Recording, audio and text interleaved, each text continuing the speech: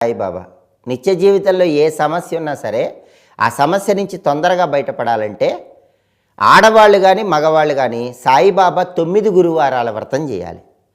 సాయిబాబా 9 గురువారాల వ్రతం ఎలా చేయాలంటే ఏదైనా ఒక గురువారం ప్రారంభించి చేయాలి.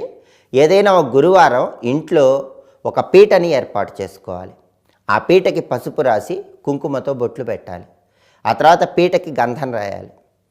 ఆ పీట మీద ఒక కొత్త వస్త్రాన్ని ఏర్పాటు చేయాలి. ఆ కొత్త వస్త్రం మీద పసుపు కుంకుమ గంధము అక్షింతలు వేయాలి. ఆ వస్త్రం మీద షిరిడీ సాయినాథుడి చిత్రపటం కానీ లేదా సాయిబాబా విగ్రహం పాదుకలతో పాటు ఉన్నది కానీ ఏర్పాటు చేసుకోవాలి.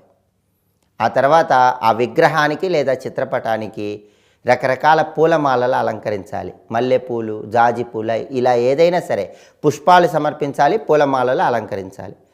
అలాగే సాయిబాబా చిత్రపటము లేదా విగ్రహానికి 2 వైపులా